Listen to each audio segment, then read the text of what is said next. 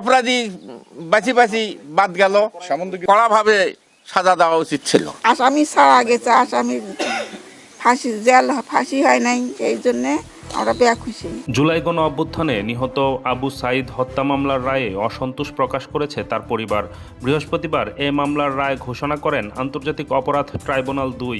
রায়ে ২ পুলিশ সদস্য আমির হোসেন ও সুজন চন্দ্র রায়কে মৃত্যুদণ্ড দেওয়া হয়। এছাড়া বেগম রোকেয়া বিশ্ববিদ্যালয়ের ২ শিক্ষককে ১০ বছরের কারাদণ্ড, নিষিদ্ধ ছাত্রলীগ নেতা উমেল বড়ুয়াকে ১০ বছরের কারাদণ্ড, প্রক্টর শরীফুল ইসলামকে ৫ বছরের কারাদণ্ড এবং অন্য আসামিদের বিভিন্ন মেয়াদে সাজা দেওয়া হয়। পরিবারের অভিযোগ, দুজন পুলিশ সদস্যের উপর দিয়ে এই রায়টা চালিয়ে দিয়ে আন্তর্জাতিক অপরাধ ট্রাইব্যুনাল বা সরকার পার হয়ে গেল, কিন্তু এ হত্যার আদেশদাতাদের মৃত্যুদণ্ড না দিয়ে শুধুমাত্র পুলিশ সদস্য ও সহকারী উপপরিদর্শকের উপর দিয়েই এ মামলার রায় চালিয়ে দেওয়া হয়েছে।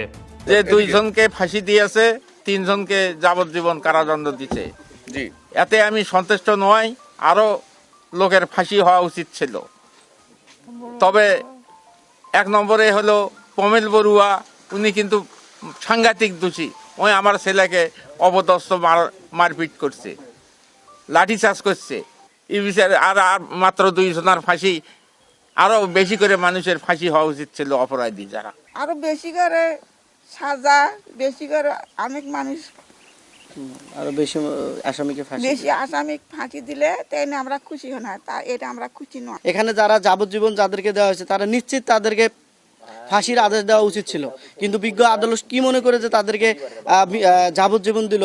আর এই যে পমেল বড়ুয়া, যারা এই যে সম্পৃক্ত ছিল হত্যাকাণ্ডের সাথে, যারা ইন্ধনদাতা ছিল, তাদেরকে এত কম সময় বা কম একটা দিনের যে রায় দিয়েছে, আসলে এটা খুবই দুঃখজনক।